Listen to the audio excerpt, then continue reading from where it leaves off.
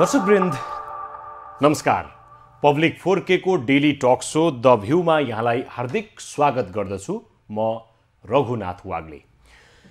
दर्शकवृन्द, आज पौष 27 गते, आज पृथ्वी जयन्ती, पृथ्वीनारायण शाहको जन्मदिन, आज राष्ट्रिय एकता दिवस।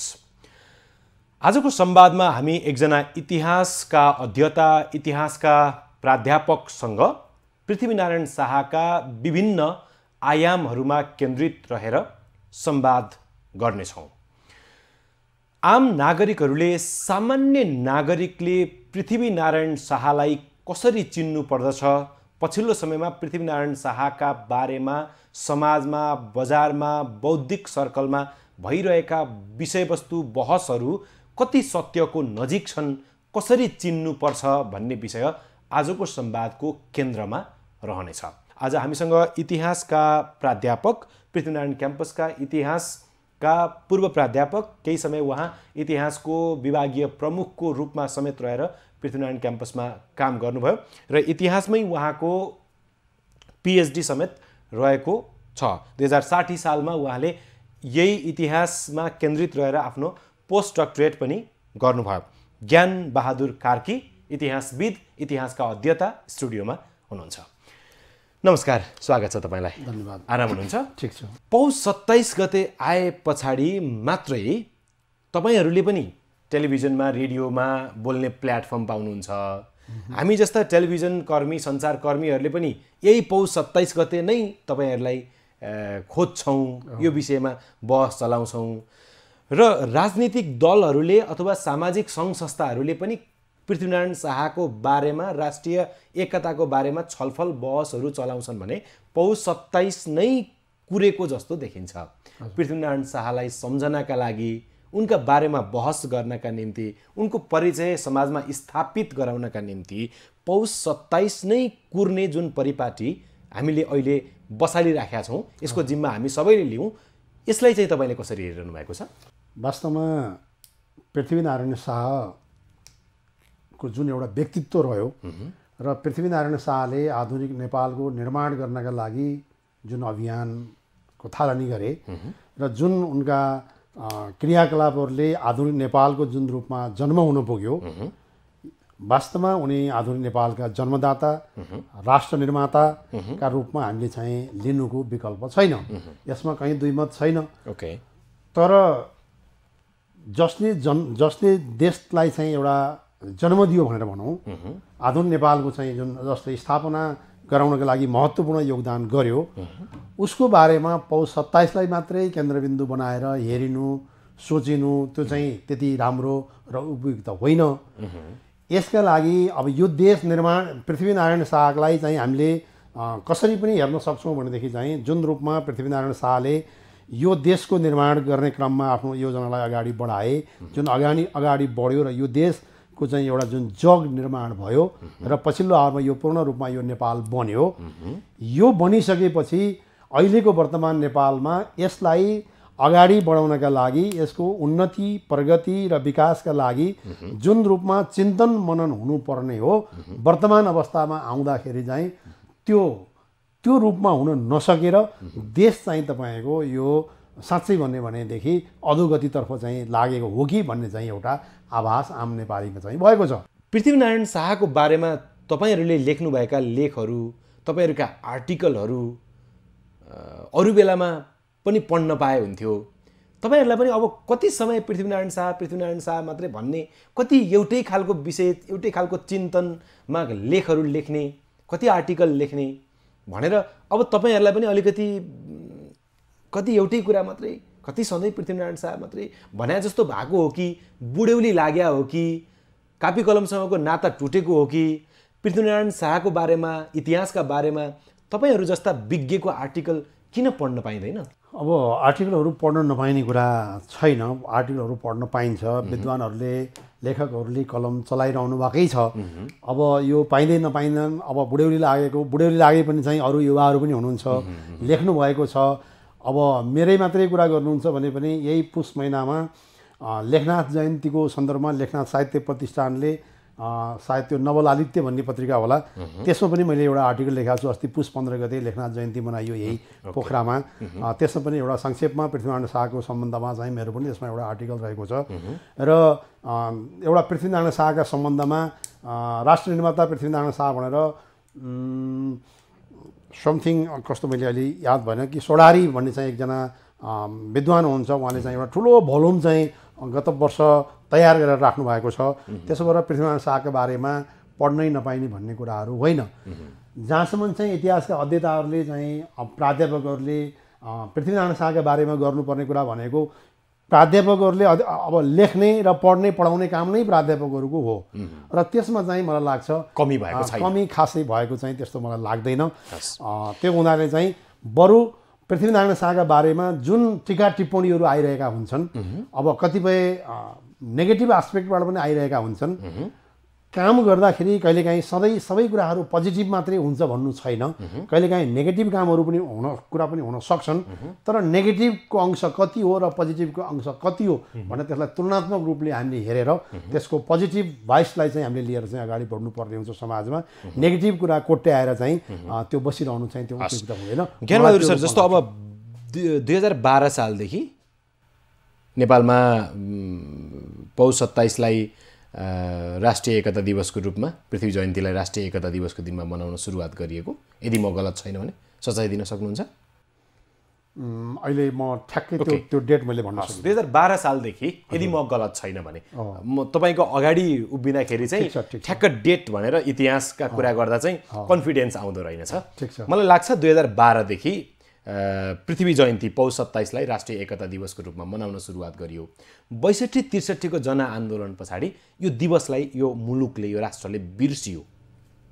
त्यस पछाडि फेरि 62-63 को जनआन्दोलनका मुख्य नेतृत्वकर्ता भनौँ, 10 वर्षे जनयुद्धका मुख्य नेतृत्वकर्ता अहिलेका देशका प्रधानमन्त्री पुष्पकमल दाहाल प्रचण्डकै कार्यकालमा यो राष्ट्रिय एकता दिवस मनाउन फेरि सुरुवात गरियो। यो चाहिँ खास अब राष्ट्रिय एकता दिवसको महत्त्व चाहिँ अहिलेको गणतान्त्रिक मुलुकले पनि स्वीकार्नुलाई चाहिँ तपाईँले कसरी हेर्नु भएको छ? यो चाहिँ खास यसले इतिहासमा कस्तो महत्त्व राख्ला भन्ने मेरो प्रश्न। अब यसमा चाहिँ कहाँनिर कसरी चाहिँ कुराहरू जोडौँ भनेदेखि वास्तवमा हाम्रो मुलुकमा एउटा पहिचान गर्न नसकेको, पृथ्वीनारायण शाहलाई एउटा पहिचान गर्न नसकेको हो कि भन्ने भान चाहिँ 62-63 को आन्दोलनले पछि चाहिँ एउटा देखा पर्यो। र पौष 27मा चाहिँ हामीले जयन्ती नमनाउनु भनेको कहीँ पृथ्वीनारायण शाहलाई बिर्सियो कि भने जस्तो पनि एउटा आभास चाहिँ रह्यो। त्यो जरुर हो, यो तपाईँ हामी सबैले भोगेको देखेको कुरा, अनुभव गरेको कुरा हो। जहाँसम्म 62-63 को जनआन्दोलन छ, 62-63 को जनआन्दोलन पछि पृथ्वीनारायण शाहका बारेमा हेर्ने दृष्टिकोणमा पनि केही फरकहरू आए। त्योभन्दा अगाडि पनि यस्ता दृष्टिकोणहरू नआएका त होइनन्, तर त्यसपछि अलिकति ती बढी चाहिँ मुखरित भएर आए। त्यो मुखरित भएर आएको चाहिँ आधार कस्तो रह्यो भनेदेखि चाहिँ पृथ्वीनारायण शाहलाई जुन रूपमा राष्ट्र निर्माता, एकीकरण, नेपालका सूत्रधार, एकीकरणकर्ता भनेर जुन रूपमा हामीले लिँदै आएका थियौँ, त्यसपछि पृथ्वीनारायण शाहलाई साम्राज्यवादी शासक, विस्तारवादी शासक, खुनी शासक जस्ता तपाईँको उपमा दिएर पनि पृथ्वीनारायण शाहको तेजोवध गर्ने काम गरियो। पृथ्वीनारायण शाह साम्राज्यवादी शासक, विस्तारवादी शासक होइनन्। किन होइनन् भनेदेखि यदि हो, उनले चालेको कदम, गोर्खाबाट उनले जुन कदम चाले, साँच्चै भन्यो भनेदेखि पृथ्वीनारायण शाहले चालेको कदम चाहिँ सुरुवातमा गोर्खा राज्यको विस्तार नै हो। सुरुवातमा हामी फ्रेङ्कली के एउटा अध्ययनको नाता दृष्टिकोणबाट के भन्न सकिन्छ भनेदेखि कतिपय व्यक्तिहरूले के भन्ने गर्छन् भनेदेखि पृथ्वीनारायण शाहले नेपालको एकीकरण गर्न भनेरै सुरु गरेका हुन् भन्ने भनाइहरू चाहिँ छन्। तर त्यो रूपमा हामी हार्ड एन्ड फास्ट रूपमा त्यो भन्न सक्दैनौँ कि पृथ्वीनारायण शाहले सुरुवातमा गोर्खाको विस्तार गर्ने नै उनको चाहिँ प्लानिङ हो। तर गोर्खाको विस्तार गर्ने प्लानिङ पछिल्ला दिनमा आएर चाहिँ नेपाल एकीकरणमा रूपान्तरित भयो। यदि पृथ्वीनारायण शाहले चाहेको भए यो नाम चाहिँ नेपाल नभइकन गोर्खा पनि हुन सक्थ्यो। किन? काठमाडौँ उपत्यका विजय गरिसकेपछि यसको नाम चाहिँ नेपाल भनेर चाहिँ उनले दिए। यो नेपाल नाम दिनुको पछाडिको ऐतिहासिक तथ्य के हो भनेदेखि नेपाल हिजो लिच्छवीकालसम्म एउटा सिङ्गो बृहत नेपाल थियो नि, लिच्छवीकालको नेपाल लगभग अहिलेको जत्रो नेपाल थियो। त्यो नेपाल बिचमा आएर चाहिँ विखण्डन भयो। विविध कारणवश चाहिँ नेपाल विखण्डन भयो। विखण्डन क्रममा त दुर्भाग्य यतिसम्म भयो कि साँच्चै भने नेपाल नाम गरेको 2224 लगायत हामी 54-55 राज्यहरूका नाम पढ्न पाउँछौँ इतिहासमा। नेपालभित्र जन्मेका राज्यहरू, त्यहाँभित्र नेपालको नामै थिएन। मात्रै काठमाडौँ उपत्यकालाई नेपाल भनेर चिनिन्थ्यो, तर त्यहाँ पनि 3टा राज्य थिए, नेपाल भन्ने नाम थिएन। कान्तिपुर, भक्तपुर र ललितपुर गरेर। अब त्यसो हुँदाखेरि चाहिँ उनलाई यी कुराहरूलाई पृथ्वीनारायण शाहले अब यी राज्यहरूलाई चाहिँ एकपछि अर्को चाहिँ राज्य चाहिँ आक्रमण गर्दै गोर्खामा मिलाउँदै गयो र उनका उत्तराधिकारीहरू कालमा पनि त्यो क्रमलाई अगाडि बढ्दै गयो भन्ने आधारबाट केही महत्त्वाकांक्षी र केही चाहिँ तपाईँको जो राष्ट्र निर्माणको महान अभियानमा आफूलाई सरिक नगराइकन एउटा चाहिँ छुट्टै खालको एउटा चाहिँ आफ्नो विचारलाई स्थापित गर्न चाहन्छन्, त्यस्ता खालका व्यक्तिहरूबाट चाहिँ यो नेपालको एकीकरणलाई चाहिँ माइनस गर्ने प्रयास गरेर उसलाई चाहिँ साम्राज्यवादी, उसलाई चाहिँ खुनी, उसलाई चाहिँ विस्तारवादी शासकको उपमा दिएको चाहिँ मलाई चाहिँ भान हुन्छ। जस्तो अब यहाँले नै भन्नुभएको उनले खासमा गोर्खाकै विस्तार गर्न खोजेका हुन्, नेपाल एकीकरण त पछिको कुरा हो भन्ने कुरा भन्नुभयो। यसबाट त के बुझ्ने हो त? फेरि तपाईँले जेमा विमति जनाइरहनु भएको छ तपाईँको अभिव्यक्ति पनि त त्यही नै आयो त? त्यो होइन। यसबाट के बुझ्नुपर्छ हामीले भनेदेखि चाहिँ सुरुवातमा पृथ्वीनारायण शाह एकदम युवा उमेरमा 20 वर्षको युवा उमेरमा राजा भएका हुन्। 20 वर्षको युवा उमेरमा उनले चाहिँ अब उनको उपदेशमै चाहिँ एउटा के कुरा उल्लेख छ भनेदेखि पृथ्वीनारायण शाहले चन्द्रगिरीको डाँडोबाट जब फर्स्ट टाइम काठमाडौँ भ्याली देखे उनले, काठमाडौँ भ्याली देखिसकेपछि यो ठाउँको मनमा राजा हुन पाए हुँदो हो भन्ने उनका इच्छा, उनमा चाहिँ त्यो खालको आकांक्षा जाग्यो अरे। उनको त्यो आकांक्षा जागिसकेपछि तत्काल चाहिँ उनीसँग रहेका ज्योतिषीहरूले उनले आकांक्षा मात्रै जागे व्यक्त गरेका थिएनन्, मनमा मात्रै त्यो थियो। तर ज्योतिषीहरूले के भन्दै अरे भने तपाईँको इच्छा पुरा हुन्छ महाराज भन्दै, यत्तिकै त्यो कुरा मिल्यो त्यहाँ। उनले एउटा चाहना गरे, ज्योतिषीहरूले चाहिँ तपाईँको इच्छा पुरा हुन्छ भनेर भनिदिए। ज्योतिषीहरूले जानेर यत्तिकै उसको विचार यस्तो आयो भनेर भने कि अथवा उनीहरूले कसरी भने त्यो उनीहरू जानुन् होइन। अब त्यो दृष्टिकोणबाट एउटा चाहिँ त्यो थियो भनेदेखि दोस्रो पृथ्वीनारायण शाहका बाउको पालामा, नरौपाल शाहको पालामा कान्तिपुर र गोर्खाको जुन खालको लडाइँ भएको थियो, त्यो लडाइँ क्रममा नुवाकोटमा ठुलो हार भएको थियो गोर्खाको। त्यो गोर्खाको हारलाई चाहिँ सहन नसकेर नरौपाल शाह चाहिँ एक प्रकारले अर्धपागल जस्ता भएका थिए होइन। त्यसो भएको हुनाले जब उनमा उमेर छिप्पिँदै गयो त्यसपछि उनमा चाहिँ एउटा बदलावको भावना पनि आएको थियो र ती जति पनि त्यति धेरै राज्यहरू चाहिँ जुनमा थिए उनको पहिलो सुरुवात के हो भनेदेखि काठमाडौँ भ्यालीलाई चाहिँ म त्यहाँको राजा बन्न पाए हुँदो हो भन्ने चाहिँ उनको मनमा रहेर अरू क्षेत्रहरूलाई पनि उनले समेट्ने जुन एउटा परिकल्पना गरे, त्यो परिकल्पनाले जब साकार रूप लियो, त्यो साकार रूप लिनु नै नेपाल, आधुनिक नेपाल निर्माण हुनु हो। यदि पृथ्वीनारायण शाह अलि माथिल्लो उमेरमा राजा भएको भए र यी सबै राज्यहरूको बारेमा, यति धेरै राज्यहरू नेपालमा, मलाई लाग्छ यति धेरै राज्य छन् भन्ने पनि पृथ्वीनारायण शाहलाई कति जानकारी थियो। अब किन अहिलेको जस्तो चाहिँ तपाईँको न एजुकेसन थियो, न टेक्नोलोजी थियो, यो चाहिँ न आइटी थियो, यो केही नै थिएन नि त त्यो बेलामा त।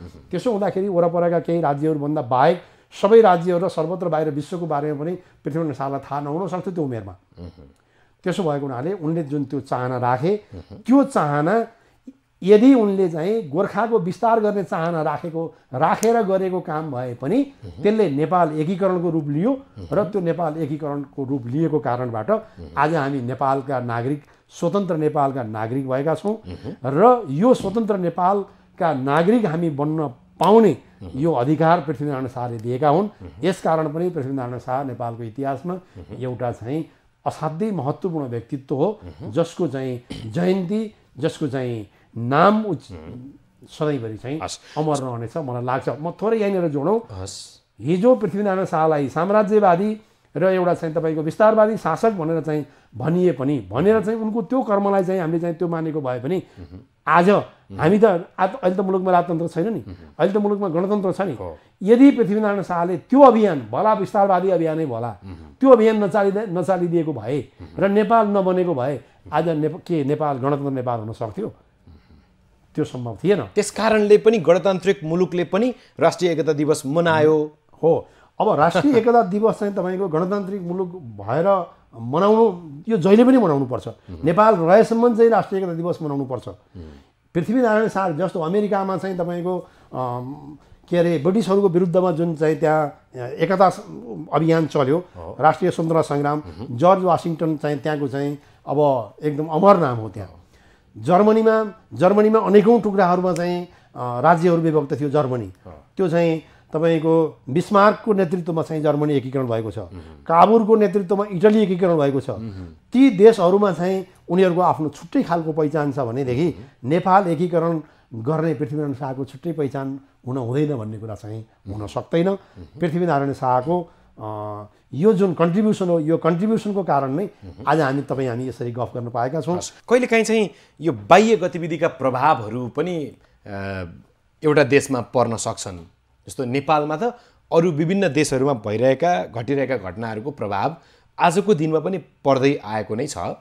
तत्कालीन समयमा ब्रिटिसले चाहिँ एउटा साम्राज्य जमाउने उद्देश्यका साथ एकदम सानो सियो बनेर चाहिँ इस्ट इन्डिया कम्पनी मार्फत इन्डिया प्रवेश गरेर त्यहाँ इसाई धर्मको त्यो साम्राज्य बनाउनका निम्ति अरू मठ मन्दिरहरू भत्काउने, हिन्दूहरूमाथि यातना दिने खालको गतिविधि त्यति बेला त्यहाँ नमच्चाएको भए र पृथ्वीनारायण शाह चाहिँ त्यति बेला बनारस भ्रमणमा नगएको भए चाहिँ उनको दिमागमा चाहिँ गोर्खा विस्तार अथवा होइन देश जोगाएर राख्नुपर्छ, हिन्दू धर्म जोगाएर राख्नुपर्छ भन्ने खालको त्यो एकीकरणको भावना उनको दिमागमा आउँथ्यो कि आउँथेन होला? आधुनिक नेपालको बाटोमा पृथ्वीनारायण शाह हिँड्थे कि हिँड्थेनन् होला? थोरै इतिहासलाई विश्लेषण गरौँ न। ठिक छ। पृथ्वीनारायण शाह बनारस गए विक्रम सम्वत 1800 पृथ्वीनारायण शाह राजा हुने बित्तिकै कान्तिपुरसँग बदला, अघि नै मैले भने बदला लिने हिसाबले नुवाकोटमाथि आक्रमण भयो, तर नुवाकोटको आक्रमण असफल भयो, हार भयो। हार भइसकेको मूल कारण के भयो भनेदेखि हात हतियारको व्यवस्थापन नै राम्रो थिएन। बनारसबाटै कालीगढ हात हतियार लिएर आए नि पछि। त्यसपछि पृथ्वीनारायण शाह चाहिँ उनको त्यति बेला दोस्रो विवाह भइसकेको थियो गोरखपुर साइडतिर, र त्यो नाता सम्बन्धको फाइदा लिएर भनौँ अब त्यसलाई बाटो बनाएर पृथ्वीनारायण शाहले बनारसमा गएर हात हतियारहरू किने र हात हतियारहरू र कालीगढहरू सहित लिएर चाहिँ पृथ्वीनारायण शाह आएका छन्। मलाई लाग्छ पृथ्वीनारायण शाहको त्योभन्दा पहिला बाहिर भिजिट चाहिँ थिएन, बाहिरी संसार उनले त्यति देखेका थिएनन्। यही सेरोफेरोमै गोर्खा, काठमाडौँ उपत्यका, मकवानपुर यतिमै मात्रै चाहिँ उनको चाहिँ त्यो दृश्य थियो। र उहाँ चाहिँ अङ्ग्रेजका गतिविधिहरू उनले चाहिँ निहालेका थिए। जरुर रूपमा अब कम्तीमा उहाँ गएर देखिसकेपछि पनि बिस्तारै चाहिँ त्यति बेला भारत अङ्ग्रेजहरूको पन्जामा पर्दै थियो बिस्तार होइन।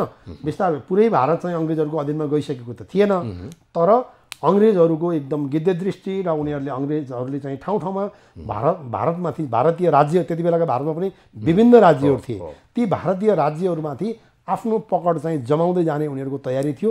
उनीहरू व्यापारका क्रममा चाहिँ उनीहरू सिङ्गो भारतभरि चाहिँ घुसिसकेका थिए। त्यो अवस्थाबाट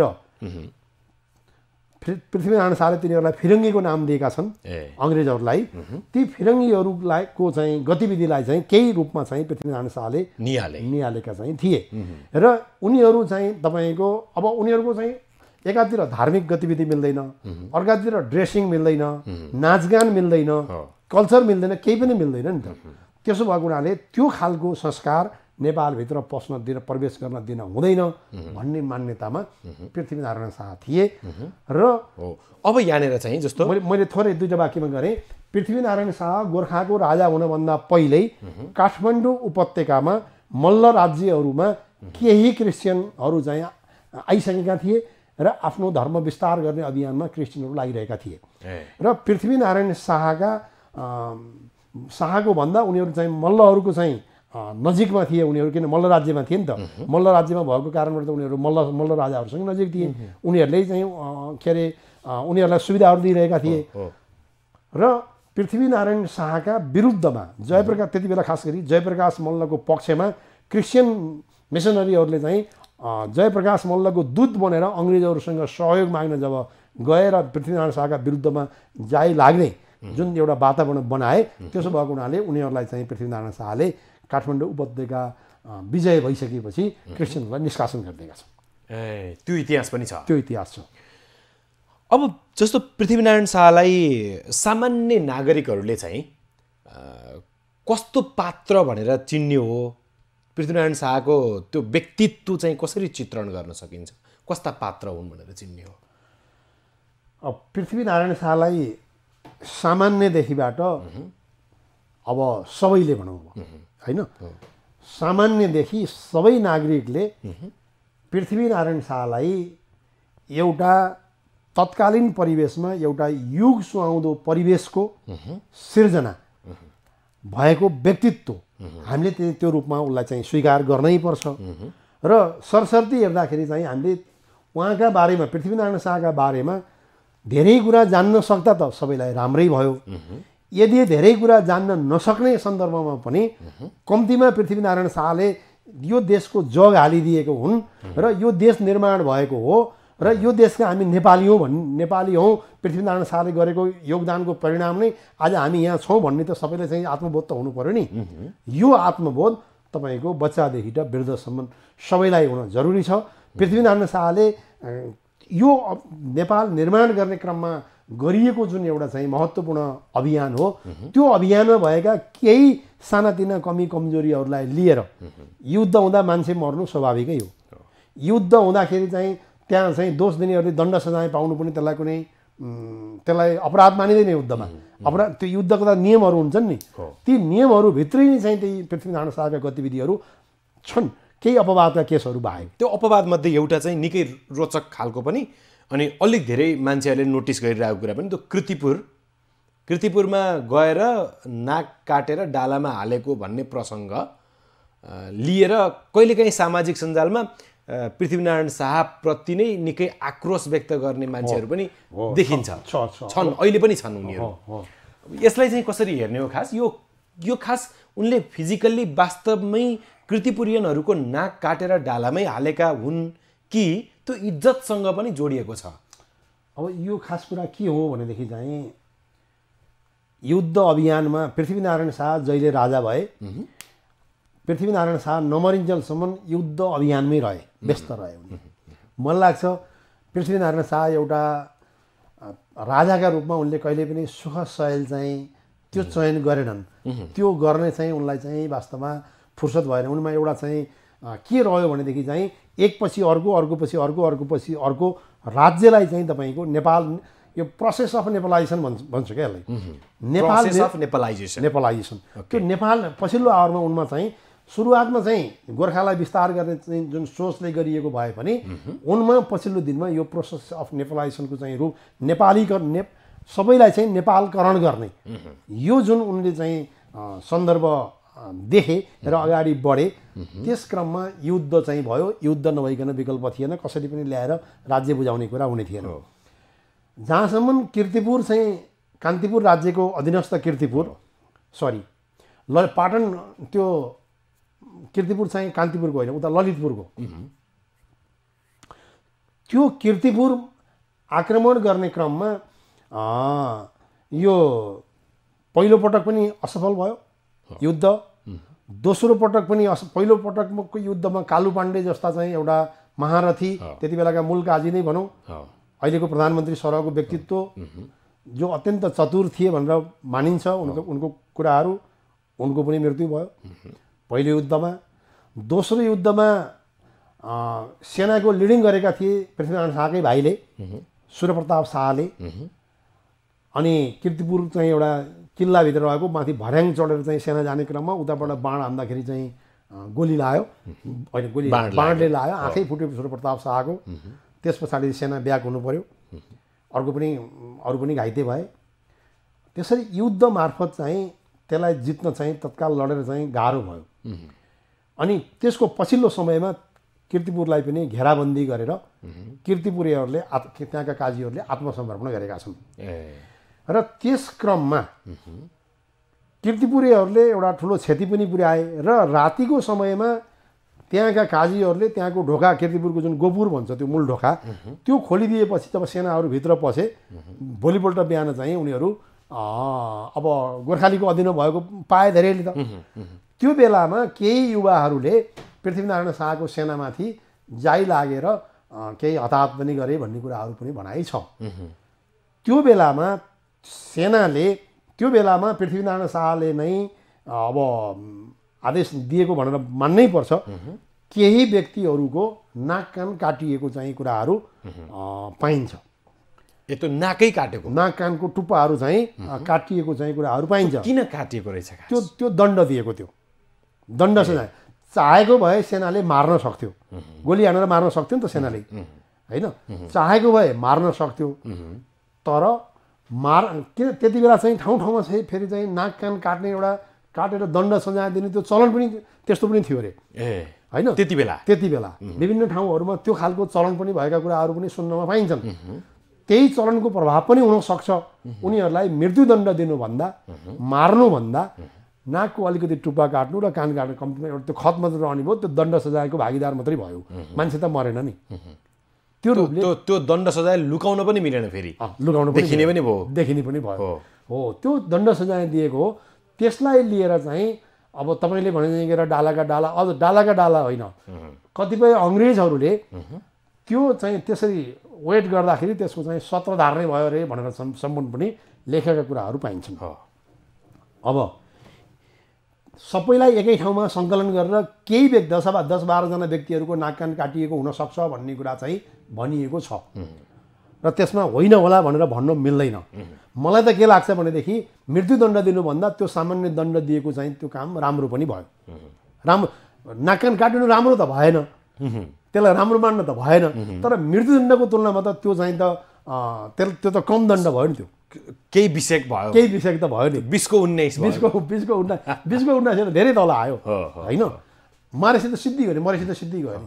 अनि त्यसो हुँदाखेरि चाहिँ अब त्यो खालको चाहिँ सत्रधार नै भनेर कसले लेखे भनेदेखि ती क्रिस्चियनहरू जो पृथ्वीनारायण शाहले काठमाडौँ उपत्यका विजय गरिसकेपछि लखेटिएका थिए, उनीहरूले पृथ्वीनारायण शाहको बदनाम गर्नका लागि ती नाक कानका टुप्पाहरू कहीँ जोखिए एकै ठाउँ राखेर थुपारिएको पनि होइन।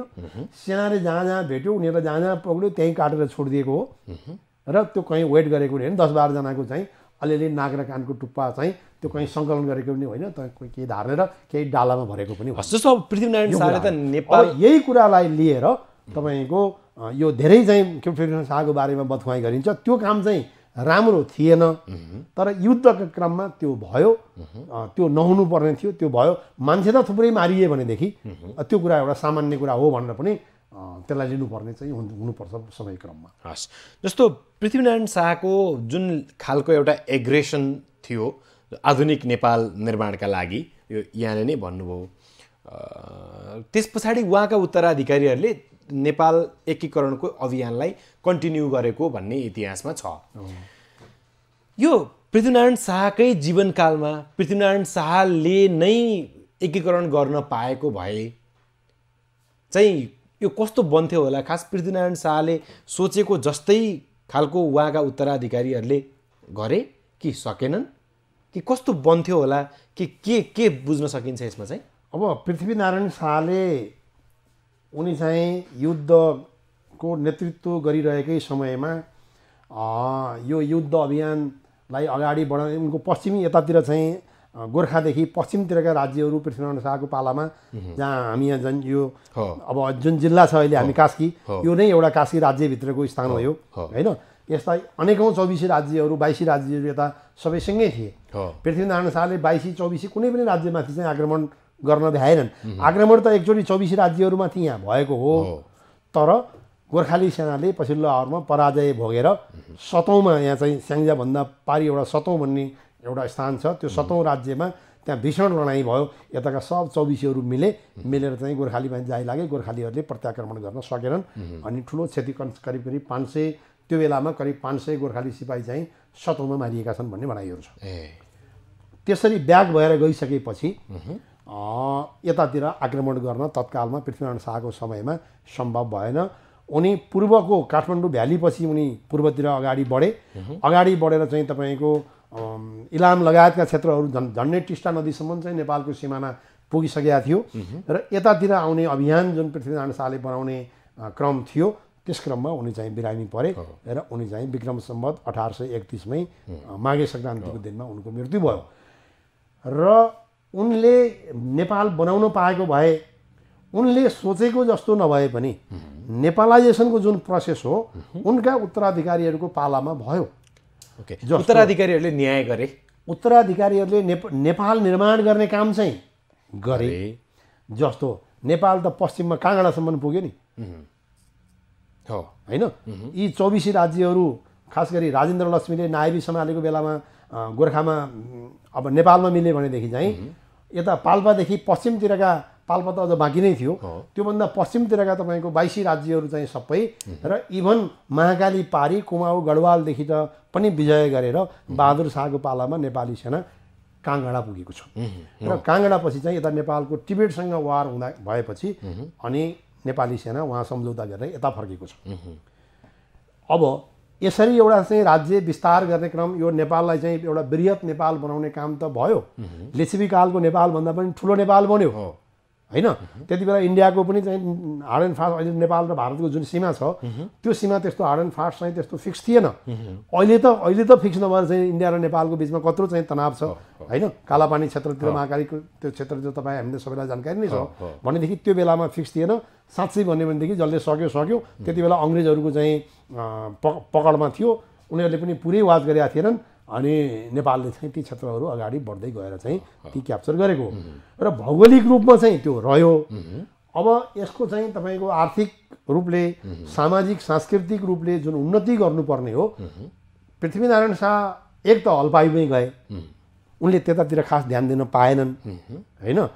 अब त्यो खालका उनले चाहिँ उनको सोच अनुसारको काम हुन पाएन, सकेन, समयले पनि साथ दिएन र उनका उत्तराधिकारीको कालमा पनि यही तपाईँको चाहिँ भौगोलिक रूपमै नेपाललाई चाहिँ एउटा बृहत नेपाल बनाउने चाहिँ क्रममै धेरै जसो समय चाहिँ बितेर गयो र अब पछिल्लो समयमा आएर यो नेपाल निर्माणको जुन यो प्रोसेस हो त्यो पछि आएर भनेदेखि नेपालका राजाहरूले अब जुन रूपमा गर्नुपर्ने हो, अब त्यही उत्तराधिकारी भन्ने बित्तिकै हामी सबै शाहवंशलाई लिनुपर्ने भयो, जुन रूपमा गर्नुपर्ने हो त्यो नसकेको पनि एउटा भान हुन्छ। हुन त बिचमा 104 वर्ष राणाहरूले पनि आफ्नो क्याप्चरमा लिइदिए होइन। अब यी सबै घटनाहरूले गर्दाखेरि चाहिँ अब जुन रूपमा नेपालको विकास भएर अगाडि बढ्नुपर्ने हो त्यो चाहिँ हुन सकेन। नेपालको विकासको आधार चाहिँ केही आधारहरू पृथ्वीनारायण शाहले आफ्नो दिव्य उद्देश्यमा भनेका छन्। जति बेला उनी बिरामी परे करिब 11-12 दिनसम्म त्रिशुलीको देवीघाटमा उनी चाहिँ त्यहाँ राखिएको थियो। देवीघाटमा उनी चाहिँ बिरामी भएको बेलामा उनले चाहिँ केही महत्त्वपूर्ण सन्देशहरू दिएका छन् जसलाई चाहिँ हामी दिव्य उपदेश भनेर चाहिँ लिने बुझ्ने गर्छौँ। जस्तै होइन, जस्तै देशका कपडा बाहिरबाट ल्याउनका लागि देशका कपडा लगाउनलाई चाहिँ मनाही गर्नु भने त्यो देश भनेको विदेश भनेको, बाहिरबाट कपडा नल्याउनु भनेको, यहीँ कपडाका नमुना देखाएर बुन्न लगाएर चाहिँ यहीँका कपडा लगाउनु भनेको छ। भनेको देशलाई चाहिँ उद्योग धन्दाको क्षेत्रमा चाहिँ आत्मनिर्भर गरेर कपडाहरू चाहिँ यहीँ बनाऊ भनेको। गह्रो बन्ने ठाउँमा कुलो काटेर भए पनि खेतीपाती गर भन्ने पृथ्वीनारायण शाहको उपदेश छ। हाम्रो प्लेन ल्यान्ड जति चाहिँ जहाँ गह्रो छ त्यो सबै प्लेन ल्यान्ड चाहिँ अब अहिले चाहिँ बस्ती भइसक्यो होइन। र अब अहिले चाहिँ अरू खेतीयोग्य जमिनहरू पनि सबै बाँझो छ होइन।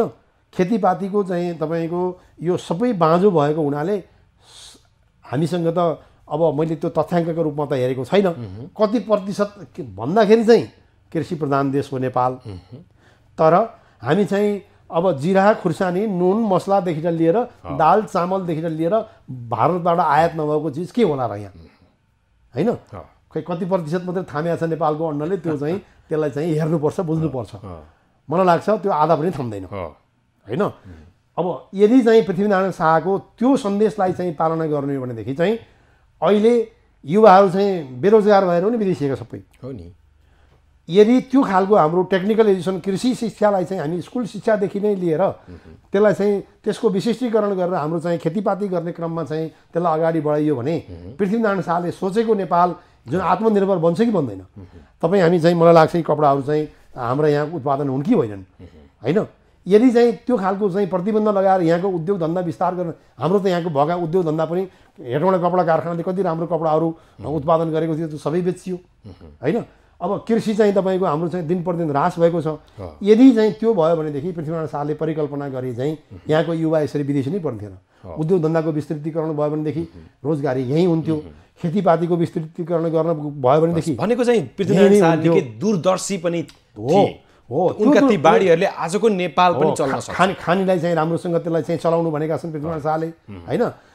अनि यहाँको नाचगान विदेशी नाचगान नमगाउनु, विदेशी नाचगानको सट्टामा हाम्रो यहाँ काठमाडौँ 3 सहरको नाचगान पनि एकदम अत्यन्त राम्रो छ भनेका छन्। 3 सहर भनेको काठमाडौँ भ्यालीको चाहिँ नेवारी नाच र नेवारी संस्कृति, उनी चाहिँ काठमाडौँ उनको त लामो समय त काठमाडौँ चाहिँ रह्यो नि राजधानीको रूपमा उनी बसेर हेर्दाखेरि होइन। अनि त्यसबाट चाहिँ काठमाडौँको नेवारी संस्कृतिबाट उनी धेरै प्रभावित भएका छन्। विदेशी मैले टुङ्ग्याएँ नाचगान संस्कृतिले चाहिँ तपाईँको मान्छेहरू त्यतैतिर बोल्छन् झुल्छन्। त्यसो भएको हुनाले चाहिँ त्यो हेर्नु पर्दाखेरि हाम्रै नेपाल सहर, त्यसलाई नेपाल सहर भनिएको छ, त्यो नेपाल सहरको हेर्दा पनि हुन्छ भनेर चाहिँ कति राष्ट्रभक्तिपूर्ण रूपमा राष्ट्रिय रूपमा चाहिँ पृथ्वीनारायण शाहले चाहिँ त्यो दृष्टिकोण राखेका छन्। यदि त्यो दृष्टिकोण राख्न सकेको भएदेखि हाम्रो उत्पादन चाहिँ निकै व्यापक हुने थियो, मलाई त्यो लाग्छ। अहिले त अमेरिकाको चाहिँ तपाईँको वासिङटनमा के अरे लन्डनमा कुनै एउटा चाहिँ त्यहाँ डिजाइन भयो भनेदेखि यहाँ तुरुन्तै नेपालमा आउँछ, भोलिदेखि त्यो तयार हुन्छ। हाम्रो उत्पादन केही पनि छैन। यसरी हाम्रो चाहिँ विदेशी रूपमा चाहिँ हाम्रो मुद्रा चाहिँ बाहिर गएको छ। हामी सबै आयातमुखी भएका छौँ। हामी केही काम गर्न नजान्ने, गर्न नसक्ने, कुरा ठुला गर्ने, उत्पादन केही नगर्ने, राम्रो खान पर्ने, राम्रो मिठो पर्ने, ऐयासी जीवन बिताउनु पर्ने उपदेशहरू बिर्सेर चाहिँ हामी यो रूपमा छौँ। थोरै अब पोखरामा केन्द्रित भयौँ। पोखरामा चाहिँ पोखराको पृथ्वी चोकमा राखिएको पृथ्वीनारायण शाहको शालिग अहिले शहीद पार्कमा लगेर राखिएको छ। त्यो शालिग चाहिँ पृथ्वी चोकमै रहनुपर्छ भनेर चाहिँ मागहरू पनि जोरदार रूपमा उठेका छन्। त्यहाँ रहिरहेको प्रथम शहीद भनेर चिनिने लखन थापाको शालिग पनि त्यहाँ फेरि त्यहीँ राख्नुपर्छ भन्ने खालका मागहरू पनि छन्। त्यो पृथ्वी चोक होइन, त्यो लखन चोक हो भनेर भन्नेहरू पनि छन्। यो राष्ट्रिय विभूतिको शालिग सहरको चोकमा राख्दा त्यसको अर्थ के हुन्छ, त्यसको प्रभाव के हुन्छ, यो कतिको जायज माग हो? पृथ्वीनारायण शाहको शालिग पृथ्वी चोकमै राखिनुपर्छ, त्यो पनि विशाल शालिग निर्माण गर्नुपर्छ भनेर अहिले केही युवाहरूले अब राज संस्थाको वकालत गर्ने एउटा राजनीतिक दल राष्ट्रिय प्रजातन्त्र पार्टीले त त्यो मुद्दा उठाउने नै हो। त्यो मुद्दा नउठाए त्यो दलकै अस्तित्व नरहने कुरा पनि छ। अब यो दलको कुरा भन्दा पनि स्वतन्त्र स्तरबाट केही युवाहरूले एउटा अभियान समेत चलाएर राष्ट्र गौरव अभियान नामक एउटा अभियान समेत चलेर त्यसको अहिले नेतृत्व गरिरहेको छ। पृथ्वीनारायण शाहको शालिग पृथ्वी चोकमा स्थापित गर्नुपर्छ, त्यो पनि विशाल शालिग निर्माण गर्नुपर्छ भनेर भनिएको छ। राष्ट्रिय विभूतिको शालिग चोकमा राख्दा अथवा शहीद पार्कमा लगेर संरक्षण गरेर राख्दाका फरकहरू, अन्तरहरू, यसको इतिहासमा महत्त्व के हुन्छ? अब वास्तवमा हाम्रो अघि नै पनि थोरै कुराकानी भयो जस्तो लाग्यो। पृथ्वीनारायण शाहप्रति हेर्ने दृष्टिकोण फरक भएको कारणबाट नै माओवादी द्वन्द्वका क्रममा माओवादी आन्दोलनको जुन द्वन्द्वको क्रम थियो, त्यो द्वन्द्वको क्रममा केही व्यक्तिहरूले अब त्यो माथिल्लो निर्देशन हो होइन त्यो हामी भन्न सक्दैनौँ अहिले होइन। प्रचण्ड अहिलेको वर्तमान प्रधानमन्त्री अब पुष्पकमल दाहाल प्रचण्ड लगायतको नेताको जुन नेतृत्व थियो उहाँहरूको निर्देशन हो होइन त्यो त अहिले हामी भन्न सक्दैनौँ। तर त्यो एउटा जमातले आन्दोलनको बेलामा पृथ्वीनारायण शाहको शालिग फोड्यो। पृथ्वीनारायण शाहको शालिग त्यो फोड्नु हुँदैन थियो। म भन्छु राष्ट्र निर्माताको शालिग फोडिनु हुँदैन थियो। त्यो एउटा अल्लारेहरूले अबुझ भएर यही चाहिँ तपाईँको यही विस्तारवादी साम्राज्यवादी अब चाहिँ हाम्रा राज्य मासेर एउटा अर्को राज्य, यदि हाम्रा राज्य मासेर अर्को राज्य बनायो यसले भनेर भन्यो भने के हामी फेरि 2224तिर फर्किने? अब हाम्रा राज्य मासेर यो राज्य बनायो, नेपाल राज्य बनाउने यही हो भनेर चाहिँ पृथ्वीनारायण शाहलाई मार्क गर्ने हो भने त हामी त 2224तिर फर्किने अवस्था आयो नि त अब होइन। त्यो अवस्थाको त परिकल्पना गर्न सकिन्न र त्यो मागलाई जायज माग भन्न पनि सकिन्न। के नेपाल राज्यभित्र अरू राज्यको माग चाहिँ जायज छ र? त्यो जायज हुन सक्दैन। यो खालको दृष्टिकोण बोकेका अब त्यो जमातका केही युवा नै भनौँ अब त्यो शालिग चाहिँ फोडियो। त्यो नफोड्नु पर्ने थियो, दुर्भाग्यपूर्ण रूपमा त्यो फोडियो। अब त्यसपछि त्यति बेलाको समय नै त्यस्तो थियो। त्यो पृथ्वीनारायण शाहको शालिगलाई तुरुन्तै मर्मत सम्भार गरेर अथवा त्यो अर्को शालिग त्यहाँ स्थापना चाहिँ गर्न राज्यले पनि त्यति बेला सकेन भनेर भनौँ। अब सकेन या चाहेन, अब त्यो अब कसो रह्यो त्यो राज्यको बाटो हो। जहाँसम्म अब राख्ने र नराख्ने, अब फेरि चाहिँ त्यो फोरेर फालिसकेपछि अर्को शालिग आएर राखियो त्यहाँ राति ल्याएर राखे है त्यो शालिग चाहिँ, त्यो दिउँसो पनि होइन होइन। लखन थापाको शालिग चाहिँ त्यहाँ स्थापना गरिएको छ। लखन थापा पनि एउटा नेपालको प्रथम शहीदका रूपमा राणा शासनका विरुद्धमा, जुन राणा शासनलाई हामी के त्यो शासन वास्तवमा निरङ्कुश शासन नै थियो, त्यो निरङ्कुश शासन व्यवस्थाका विरुद्धमा आवाज दिने, यसलाई फाल्नुपर्छ भन्ने एउटा मानसिकता बोकेको एउटा लडाकु व्यक्तित्व हो लखन थापा। लखन थापाको शालिग त्यहाँ राखेर बिग्रिएको भन्ने कुरा चाहिँ होइन, तर कुरो के रह्यो भने विवादको कुरो रह्यो। त्यसो भएको हुनाले अब त्यहाँ लखन थापाको शालिग नराखेको भएदेखि चाहिँ यो प्रसङ्ग हट्थ्यो होइन। अब अहिले जुन विवादको एउटा चाहिँ कुरो छ, यो विवाद चाहिँ पोखरामा राखिरहनु हुँदैन। अब यो त्यसको समाधान के हो भनेदेखि चाहिँ राष्ट्र गौरव अभियान अथवा राष्ट्रिय प्रजातन्त्र पार्टी अथवा जो कोहीले भन्दा पनि यो आम नागरिक पृथ्वीनारायण शाह भनेको राष्ट्रिय प्रजातन्त्र पार्टीको र राष्ट्र गौरव अभियानको मात्रै व्यक्तित्व होइन। पृथ्वीनारायण शाह भनेको आम नेपालीको एउटा साझा व्यक्तित्व हो। हामीले पृथ्वीनारायण शाहलाई त्यो रूपमा बुझ्नुपर्छ। र अब जहाँसम्म शालिग, अब एउटा शालिग थियो, त्यो पृथ्वीनारायण शाहको शालिग थियो, भत्काइयो र लखन थापाको राखियो। अब लखन थापाको फालेर फेरि पृथ्वीनारायण शाहको राख्ने, यो त पुरै द्वन्द्वको कुरा भयो। अब र यो चाहिँ बदलाको मात्रै कुरा भयो। त्यसो नगरिकन त्यसको समाधान चाहिँ के हुन्छ भनेदेखि चाहिँ अब सबै जसो शालिगहरू चाहिँ माथि शहीद पार्कमा लगेर राखिएको छ, पृथ्वीनारायण शाहको राखिसकिएको छ, लखन थापाको पनि लगेर राखिदियो भनेदेखि चाहिँ यो सबै समस्या समाधान हुन्छ। र जहाँसम्म पृथ्वीनारायण, अब त्यहीँ पृथ्वीनारायण शाहको शालिग त्यही नै राख्नुपर्छ भन्ने होइन, यो विवाद त्यो अर्को विवाद बढाउने कुरा हुन्छ। त्यसो भएको हुनाले यदि पृथ्वी चोककै वरिपरि यदि त्यो नाम शालिग राख्ने हो भनेदेखि त्यो ठाउँबाट लखन थापाको शालिग पनि झिक्ने र यसो साइडतिर कतै उपयुक्त स्थानमा राख्ने, पृथ्वीनारायण शाहको शालिग पनि अब यहाँको नगरपालिकाको अनुमति यदि रहन्छ शालिगहरू राख्ने भनेदेखि चाहिँ साइडमा दुवै खालका शालिगहरू राख्ने। त्यो के चोकमा चाहिँ म भन्छु लखन थापाको शालिग पनि राखिनु हुँदैन। अब यो विवादको सन्दर्भमा पृथ्वीनारायण शाहको शालिग पनि राखिनु हुँदैन। वरिपरिको नाम राख्यो, पृथ्वीनारायण शाहको नामबाट नै पृथ्वी चोक रह्यो। पृथ्वी चोक बन्नभन्दा पहिला पृथ्वी राजमार्ग बन्यो। पृथ्वीनारायण शाहको नामबाट चाहिँ राजमार्गको नाम राखियो, त्यो चोक भयो। त्यो चोक भएर त्यसलाई चाहिँ पृथ्वी राजमार्गको त्यो यो के प्रस्थान बिन्दु भएको भएर त्यसलाई पृथ्वी चोक भनियो। त्यसै भएर पृथ्वीनारायण शाहको शालिग पनि त्यहाँ राखियो। अब त्यो विवादको भुमरीमा पृथ्वीनारायण शाह विवादको भुमरीमा आउन हुँदैन थियो, आइयो। अब समय परिवेश त्यो आइसक्यो। अब त्यो अब आउन हुँदैन थियो भनेर भन्न भएन, आइसक्यो नि त। अब घटना घटिसक्यो होइन। अब यो विवादलाई चाहिँ कायम नराखिकन त्यो चोकमा होइन कि नगरपालिकाले चाहिँ अनुमति दिन्छ भने साइडमा चाहिँ केही युवाहरूले चाहिँ यो एउटा विशाल शालिग निर्माण गरिनुपर्छ भनेर जे माग गरिरहेका छन्, त्यो चाहिँ त्यति जायज छैन। त्यो चोकमा चाहिँ जायज, म जायज देख्दिनँ। अब एक त त्यो विशाल राख्दाखेरि चाहिँ यातायातको दृष्टिकोणबाट ट्राफिक समस्याका कुराहरू पनि आउन सक्छन् होइन। मलाई लाग्छ अहिले चाहिँ त्यहाँ ट्राफिक लाइटहरू राख्ने क्रममा लखन थापाको शालिगले पनि चाहिँ त्यहाँ यताउति चाहिँ डिस्टर्ब गरेको पनि हुनसक्छ। यद्यपि टेक्निकल्ली मैले चाहिँ, म टेक्निकल मान्छे पनि होइन, त्यसलाई हेरेको त छैन त्यसरी। तर त्यो विवादको जुन छ नि, अब राख्ने नै हो लखन थापाको पनि पृथ्वी चोककै वरिपरि हामीले यहाँ राख्यौँ, अब हामी लाँदैनौँ भनेर चाहिँ भन्ने हो भनेदेखि कि प्रशासनले लान सक्नु पर्यो। होइन भनेदेखि चाहिँ अब यो जत्रो शालिग जहाँ बनाए पनि त्यो चोकमा होइन कि अब त्यहाँ अन्यत्र कतै साइडमा चाहिँ यो राष्ट्र गौरव अभियानले अथवा अरू जो चाहन्छन् अब अनुमति लिएर त्यो चाहिँ गर्न उपयुक्त हुन्छ भन्ने मलाई लाग्छ। हस् सर, यो समय संवादका लागि म तपाईँलाई धेरै धेरै धन्यवाद दिन्छु। आज पृथ्वीनारायण शाहको यो जन्म जयन्तीको दिनमा उहाँलाई सम्झिएर केही छलफलहरू टेलिभिजन मार्फत गरौँ, टेलिभिजन हेर्ने दर्शकहरूलाई पृथ्वीनारायण शाहका बारेमा केही कुरा सुन्ने अवसर मिलोस् भनेर मैले यहाँसँग सम्पर्क गरेर संवाद गर्ने यो अवसर प्राप्त गरेँ। समय संवादका लागि तपाईँलाई धेरै धेरै धन्यवाद। धेरै धेरै धन्यवाद।